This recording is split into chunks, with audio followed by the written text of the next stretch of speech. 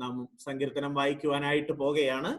കർത്താവിന്റെ ദാസൻ പാസ്റ്റർ കുഞ്ഞുമോൻ അവറുകൾ സങ്കീർത്തനം വായനയിൽ നമ്മെ ലീഡ് ചെയ്യുന്നതായിരിക്കും. 25-ാം സങ്കീർത്തനം നമുക്ക് ഒരുമിച്ച് വായിപ്പാൻ ദൈവം സഹായിക്കട്ടെ. പാസ്റ്റർ കുഞ്ഞുമോൻ അവറുകൾ. Praise the Lord. കേൾക്കാമല്ലോ? Praise the Lord. കേൾക്കാമോ? കേൾക്കാം. Price the Lord. 25-ാം സങ്കീർത്തനം നമുക്ക് വാക്യപ്രതിവാക്യമായി വായിക്കാം. യഹോവേ, നിങ്ങളിലേക്ക് ഞാൻ മനസ്സുയർത്തുന്നു.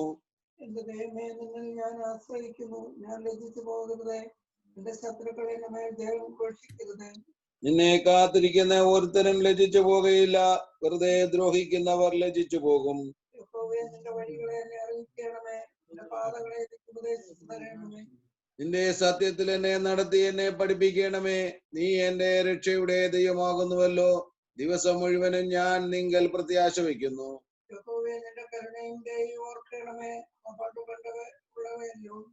എന്റെ ബാല്യത്തിലെ പാവങ്ങളെയും എന്റെ ലംഘനങ്ങളെയും ഓർക്കരുതേ.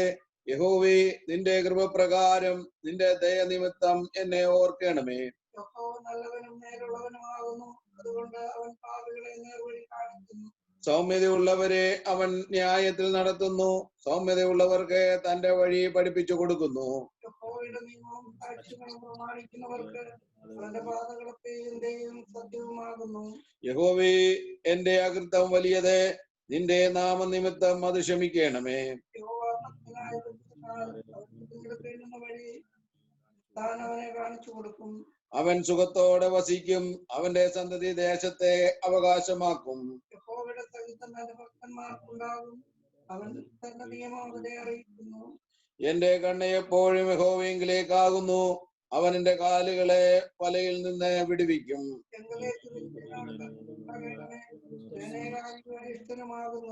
എനിക്ക് മനപീഡകൾ വർദ്ധിച്ചിരിക്കുന്നു. എന്റെ സങ്കടങ്ങളിൽ നിന്ന് എന്നെ വിടുവിക്കണമേ. എന്റെ അനിഷ്ടതയും അതിവേദനയും നോക്കണമേ. എന്റെ സകലപാപങ്ങളും ക്ഷമിക്കണമേ. എന്റെ ശത്രുക്കളെ നോക്കണമേ. അവർ പെരുകിയിരിക്കുന്നു. അവർ കഠിനദേശത്തോടെ എന്നെ ദേഷിക്കുന്നു. എന്റെ പ്രാണനെ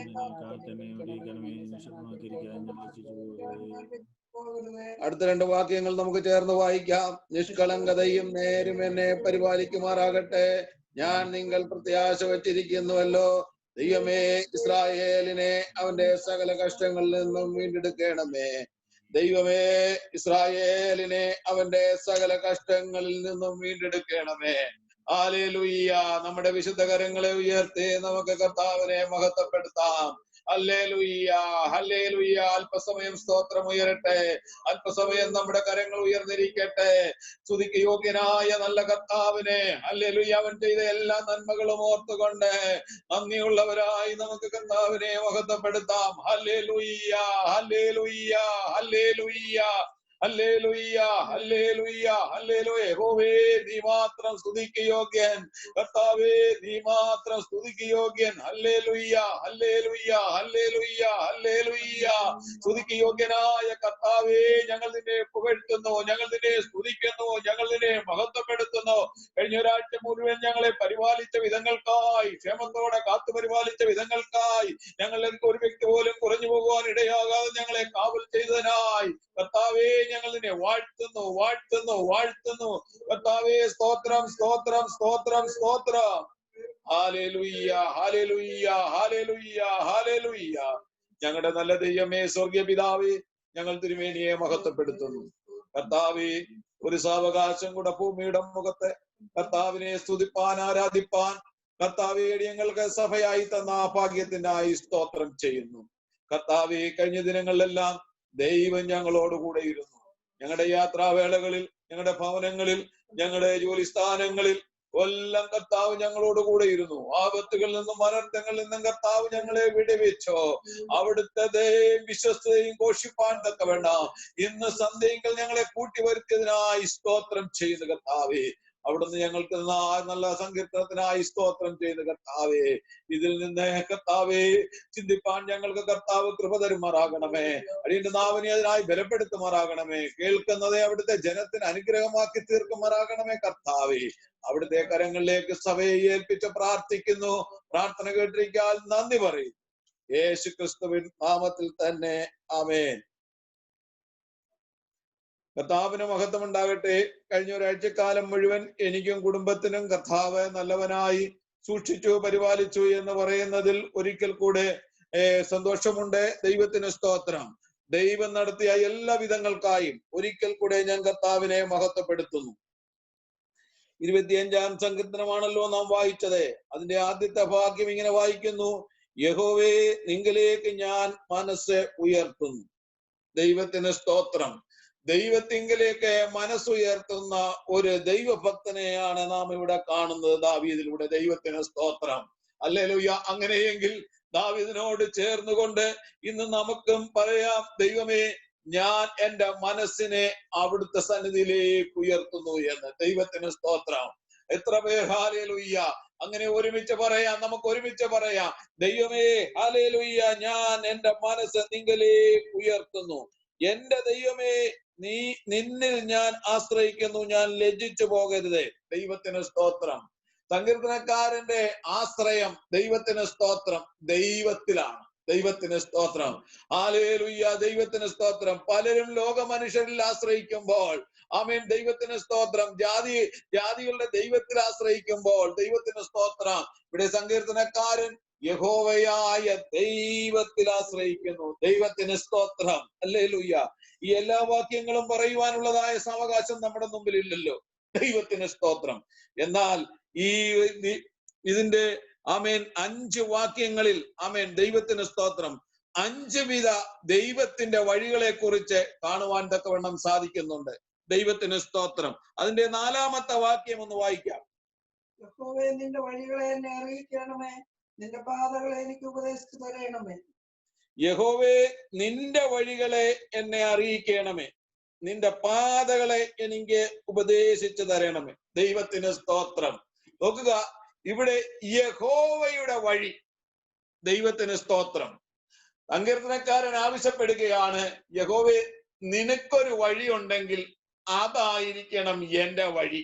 ദൈവത്തിന് സ്തോത്രം.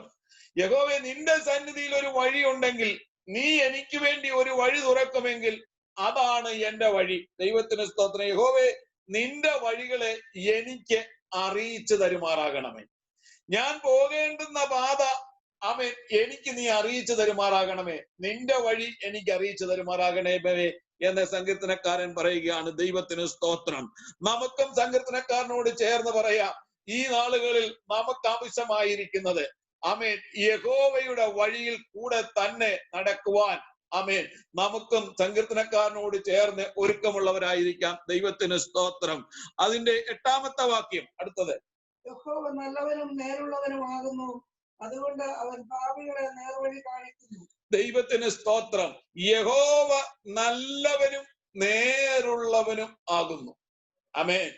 നമ്മുടെ ദൈവം നല്ലവനാണ്. നാം സേവിക്കുന്നവനായ നമ്മുടെ ദൈവം, ആമേൻ, അവൻ നല്ലവനാകുന്നു. തന്നെയുമല്ല, അവൻ നേരുള്ളവനാകുന്നു. ദൈവത്തിന് സ്തോത്രം. അതുകൊണ്ട് അവൻ ദൈവജനത്തിന് നൽകുന്നത് അതുകൊണ്ട് അവൻ പാപികളെ നേർവഴി കാണിക്കുന്നു. പാപത്തിലേക്ക് തിരിയുന്ന ഏത് വ്യക്തിയെയും നേർവഴിക്ക് നടത്തുന്ന ഒരു നല്ല ദൈവം. ദൈവത്തിന് സ്തോത്രം. നല്ലവനായ ദൈവമായത് കൊണ്ടാണ് ആമേൻ നേർവഴി നടത്തുവാൻ തക്കവണ്ണം കഴിയുന്നത്. ദൈവത്തിന് സ്തോത്രം. കർത്താവേ, നിന്റെ നേർവഴിയിൽ പിന്നെയും നടക്കത്തക്കവണ്ണം ഞങ്ങളെ ബലപ്പെടുത്തണമേ എന്ന് നമുക്ക് പിന്നെയും പ്രാർത്ഥിക്കാം. 9-ാമത്തെ വാക്യം: സൗമ്യതയുള്ളവരെ അവൻ ന്യായത്തിൽ നടത്തുന്നു, സൗമ്യതയുള്ളവർക്ക് തന്റെ വഴി പഠിപ്പിച്ചു കൊടുക്കുന്നു. ദൈവത്തിന് സ്തോത്രം. സൗമ്യതയുള്ളവരെ അവൻ ന്യായത്തിൽ നടത്തുന്നു. ദൈവത്തിന് സ്തോത്രം. ദൈവത്തിനൊരു ന്യായമുണ്ട്. ആ ന്യായത്തിലൂടെ നടക്കണമെങ്കിൽ ദൈവസന്നിധിയിൽ സൗമ്യതയുള്ളവരായിരിക്കണം.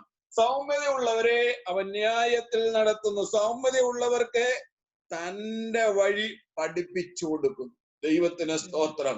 യഹോവയുടെ സന്നിധിയിൽ അവന്റെ വഴി തേടുന്ന ഒരേതു വ്യക്തിയും സൗമ്യതയുള്ളവരായിരിക്കണമെന്ന് ഇവിടെ സങ്കീർത്തനക്കാരൻ പറയുകയാണ്. ദൈവത്തിന് സ്തോത്രം.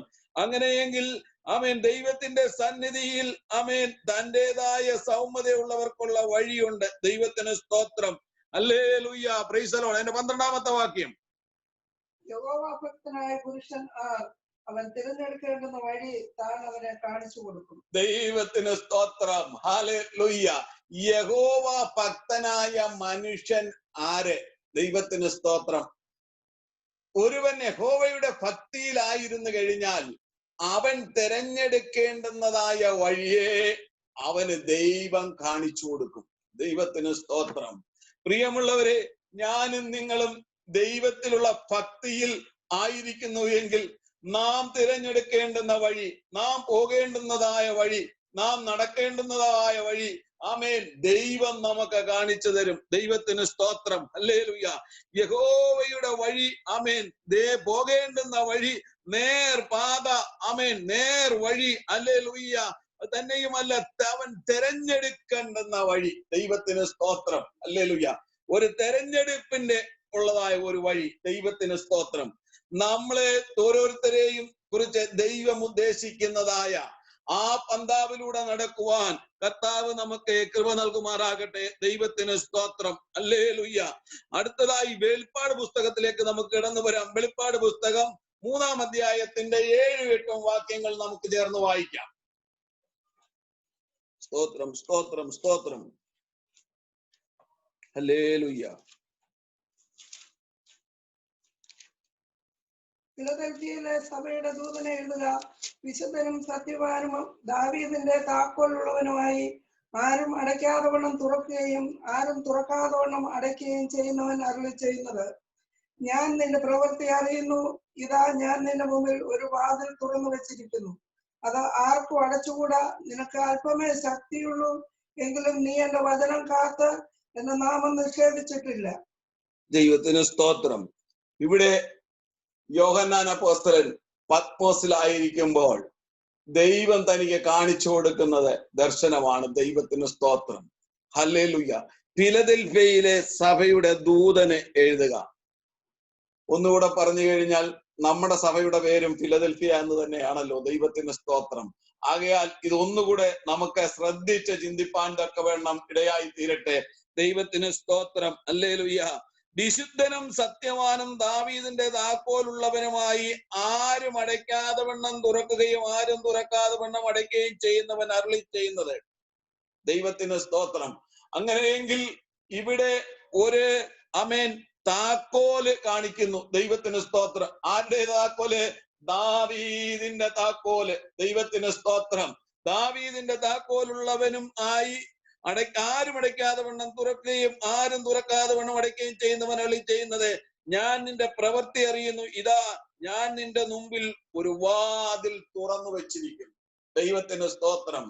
തുറക്കപ്പെട്ട വഴി, ആമേൻ, ഒരു ഭക്തന് തിരഞ്ഞെടുക്കപ്പെടുമ്പോൾ തുറന്നു കൊടുക്കുന്നതായ ദൈവത്തിന്റെ വഴി, ദൈവത്തിന്റെ പാത. ദൈവത്തിന് സ്തോത്രം. അല്ലെങ്കിൽ ആരാണ് തുറന്നു കൊടുക്കുന്നത്?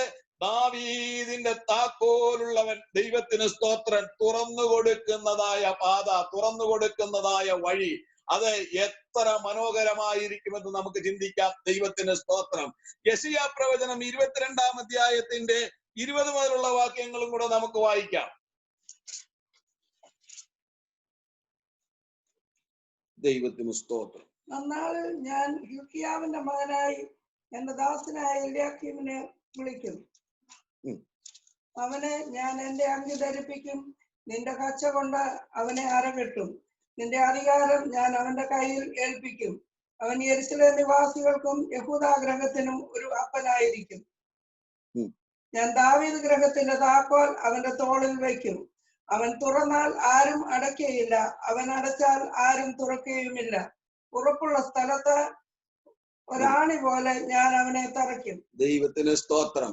നോക്കുക, യോഹന്നാൻ വെളിപ്പാടിൽ കാണുകയാണ്. ദൈവത്തിന് സ്തോത്രം. ആരും അടയ്ക്കാതെ വണ്ണം തുറക്കുകയും അടയ്ക്കുവാനും കഴിവുള്ളവ താക്കോലുള്ളവനായ ദൈവത്തിന്റെ പദ്ധതി. ആമേൻ. ദാവീദിന്റെ താക്കോലുള്ളവൻ. ഇവിടെ ശ്രദ്ധിക്കുക. ആമേൻ. ദൈവത്തിന് സ്തോത്രം. നാം 20 മുതലുള്ള വാക്യങ്ങളിൽ വായിച്ചത്: അന്നാളിൽ ഞാൻ ഹില്ക്കീയാവിന്റെ മകനായി എന്റെ ദാസനായ എല്യാക്കീമിനെ വിളിക്കും. അവനെ ഞാൻ നിന്റെ അങ്കി ധരിപ്പിക്കും. നിന്റെ കച്ച കൊണ്ട് അവനെ അരകെട്ടും. നിന്റെ അധികാരം ഞാൻ അവന്റെ കയ്യിൽ ഏൽപ്പിക്കും. അവൻ യെരൂശലേം നിവാസികൾക്കും യഹൂദാ ഗൃഹത്തിനും ഒരു അപ്പനായിരിക്കും. ഞാൻ ദാവീദിന്റെ താക്കോൽ അവന്റെ തോളിൽ വെക്കും. ദൈവത്തിന് സ്തോത്രം. ഹല്ലേലൂയ. ആമേൻ. ആരും അടയ്ക്കാതെ വണ്ണം ആമേൻ അടയ്ക്കുവാനും ആരും തുറക്കാത്ത രീതിയിൽ ആമേൻ തുറന്നു കൊടുക്കുന്നതുമായ താക്കോലുള്ളവനായ ആമേൻ ദൈവത്തിന്റെ താക്കോൽ, ദാവീദിന്റെ താക്കോൽ. ദൈവത്തിന് സ്തോത്രം. ഹല്ലേലൂയ.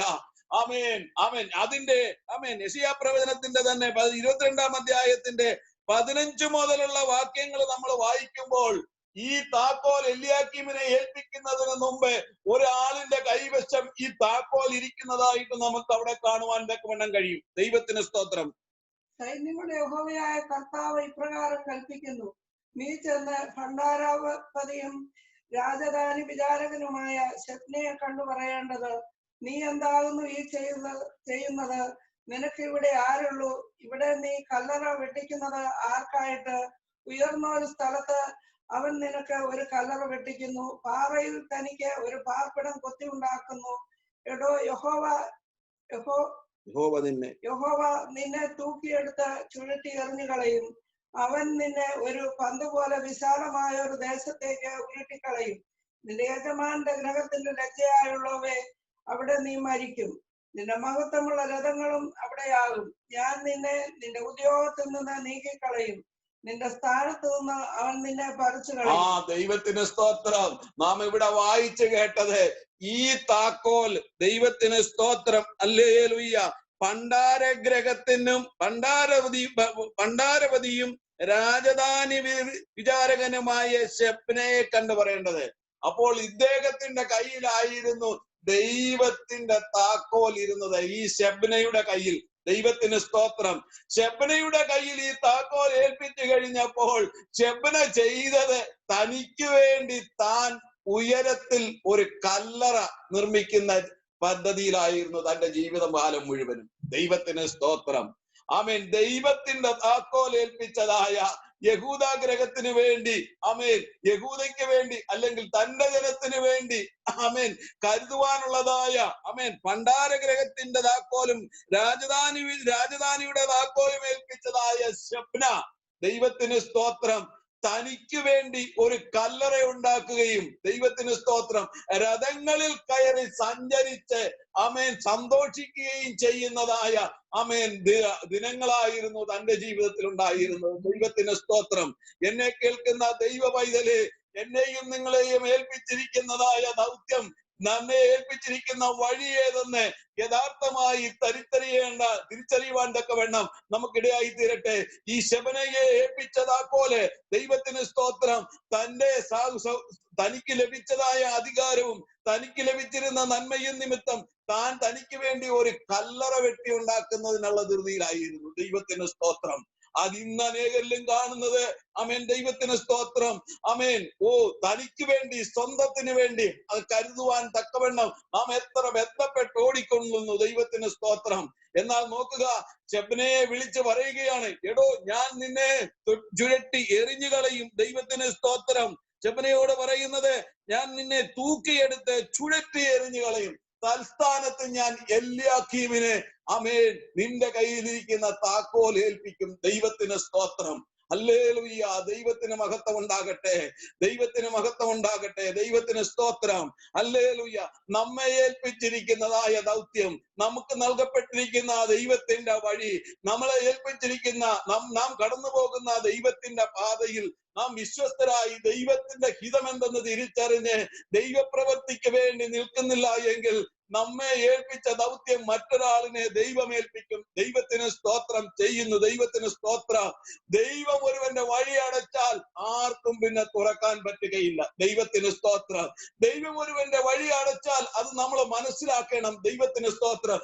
ദൈവം അടയ്ക്കുന്ന വഴി ആരെങ്കിലും തുറന്ന് പിന്നെയും അതിൽ പ്രവേശിപ്പാൻ നോക്കിയാൽ അതിൽ ഉണ്ടാകുന്നതായ ഫലം തിക്തമായ അനുഭവമായിരിക്കും. ദൈവത്തിന് സ്തോത്രം.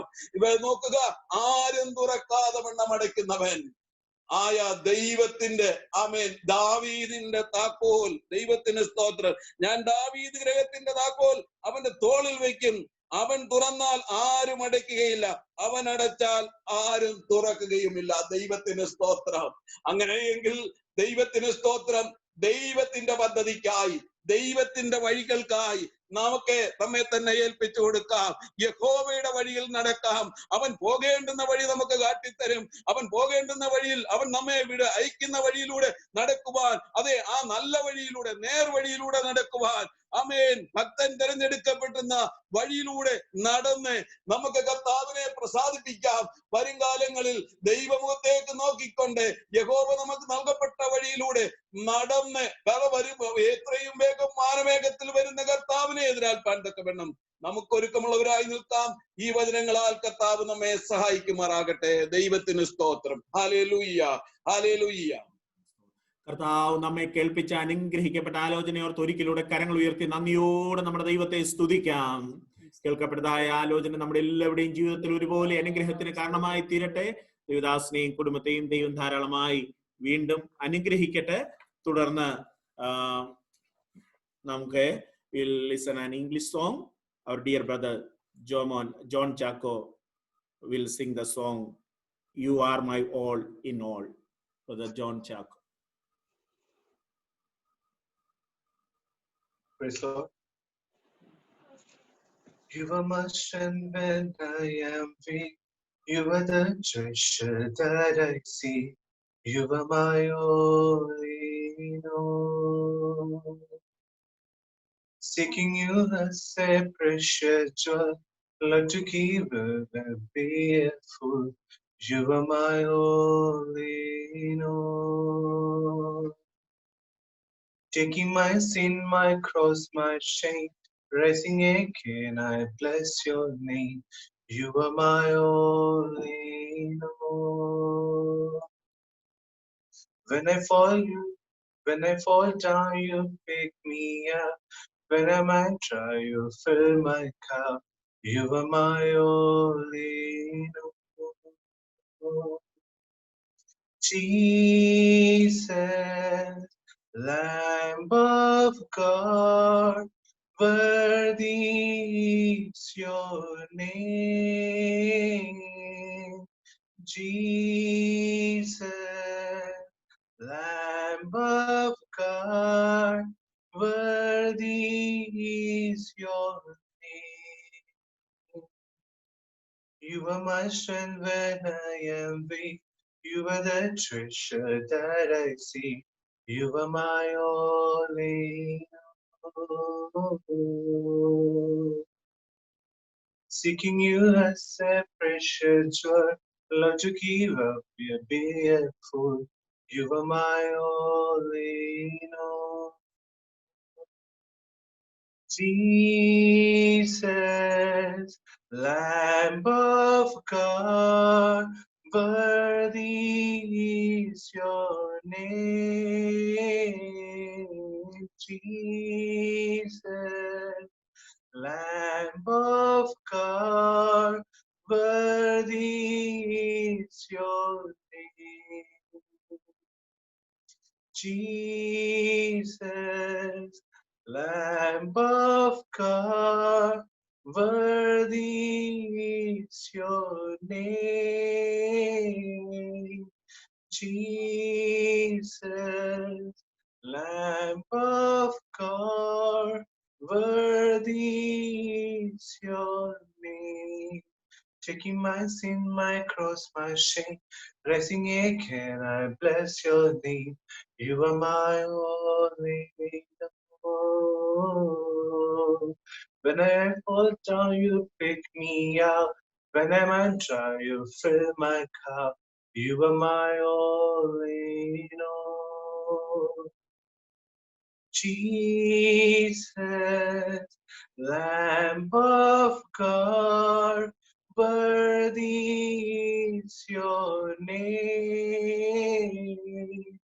Jesus, Lamb of God, worthy is your name.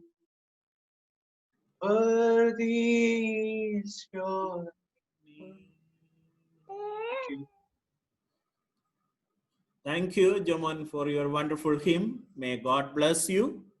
Now we will have the English message. Our dear brother Nelson Kuttapan will deliver the English message. Praise the Lord. I thank God for this wonderful time He has given me to come in midst of you to share a small thought. For a small thought, let's turn our Bible to Ephesians 5 verses 8. We read, "For you were once darkness, but now you are light in the Lord. Walk as children of light." Amen. I thank God for this wonderful, blessed verse He has given us. So I'll be speaking or sharing a small thought as 3 stages from this verse. The first stage being darkness. We know, children, we are like, you are afraid of, many children are afraid of darkness. Darkness is not something which we would love to be in. It's a very uncertain, situation, or it's a very uncomfortable situation where many things are not evident.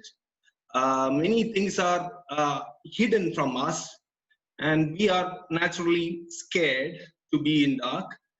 And it can cause depression or loss of hope or faith. So darkness is not something that is too nice to be in. But here we read that, "For you were once in darkness, but now you are light in the Lord." So when the stage 1 being the darkness, stage 3 being the light. So light, to break the silence, what is light? Light is Christ in our life. So when there is light, or when Christ comes into our life, then there is no more darkness in our life. Amen. So things are more evident now. Now that we are stepping into light, once we were in darkness, though we were once in darkness, now God has, or Christ has given us light in our life. And so we have hope now. Things are more certain in our life. Many a times when we go through difficult times, we might feel that things are uncertain, or we might not know the path through which we are going through. But if you have Christ in you, if you have faith in Him, if you have hope in Him, then you can be confident in Him that your future is secure in His life, in His hand, and your life is more clear and evident in Christ. So, but to be in light, there are some situations or conditions always. That is, we have to walk in light. So I don't know how far you know the depth of darkness, to be frank, especially being in such a city or a country. Many a times we don't normally experience darkness as such. You should be, when you go to India or Kerala, you really understand the depth of darkness. Once you get out of your home at evening after sunset, like 7 or 8, it's pitch dark. There is no street lights. Nothing is so clear. There might be people walking on the road, but their faces are not clear. We just hear their footsteps. We don't know what is happening. It's all very, very dark. But when we walk through the darkness, we carry a torch with us to spread the light. And once the light comes, so then we are more secure, or we are more confident to walk outside. Okay, so let's take this. To be in light means we have to walk in light. In 1 John 1:7, we read that, "But if we walk in the light, as He is in the light, we have fellowship with one another, and the blood of Jesus Christ, His Son, cleanses us from all sins." Amen. So, if you are walking in the light, then we read that we have a fellowship with one another. We should have a fellowship with God. To have fellowship with God, we should have a relation with God. Only if we have a relation and fellowship with God, we are walking in the light of the Lord. And once we are walking in the light of the Lord, then through Jesus Christ, even our sins are cleansed. So that is one of the way of walking in the light. Okay. The next is walk in the path of the light. Sometimes we have light, like let's say when we go with our family, our father might have light and he might be holding the torch, but we children, he might just walk the way we like. He might just walk away. So then our dad will say, when I walk through the path where there is light. Many a times we walk the way we like, but not through the path where there is light. So many a times we are the one, being diverted from the actual path of light. So we should always be careful to be walking in the path where there is light. Now, the next is follow the light. In John 8 verses 12, we read, then Jesus spoke to them again, saying, I am the light of the world. He who follows me shall not walk in darkness, but have the light of life. Sometimes what happens is, let's take the same example. Our dad might have the light, but he might be walking behind us. So again, the light is not shown in our path. He is behind us. Many times this happens in our lives, that Christ is behind us. He's chasing us. But we are like, no, I will show you the path. You follow my path. That's not how we should go. We should be the one who is following him. We should be the one who is following the light, not the light following us. If the light is following us, we are actually ending up traveling through the darkness itself. So the light should not follow, we should be following the light, and the light should not be following us. Due to time constraints, let me just go to the stage 2, which I skipped. There is a stage, so the first stage is darkness, the third stage is light. So the second stage is dim light. Have you heard of dim light? This is very interesting. Well, this you can relate to a bedside lamp. That means it's not so bright, but it is showing some light, yes. But if you ask, is there light? Yes, there is light. Is it dark? It's still dark, yes. So nothing is, absolute. It's not completely dark, or it's not completely having light either. This is a very dangerous situation, because to a person who is in dark, we can show the light. But a person who is in dim light, if we try to show him light, he will be like, bro, I already have light in my life. Now, when we said Christ being light, nowhere in the scripture says Christ being the dim light. So what is this dim light then in our life? Dim light could be the reflection of the people who is walking with us. I mean, it might be the reflection of the light of our parents. It could be the reflection of the light of our teachers. It could be the reflection of light of our friends or our church or our pastor, etc. So what is the problem of this is, we are just going on a flow. It's like a so-so. Like we are just moving according to their instruction. Wherever they are going, we are just going with them. We have nothing to do with light or darkness. We are just going with the flow. But the danger of this situation is, there might be a point where this person has to depart from us. Children, as we are coming to an end of an year, each year is a progress in a child's life. You are progressing to a new grade in your school. You're progressing a new grade in your Sunday school. You might be finding new friends. You might be getting new teachers. You might be having new neighbors. You might be relocating, and you might be in a new city or a new society. If those were your light, now those light has gone. Now you have turned into darkness.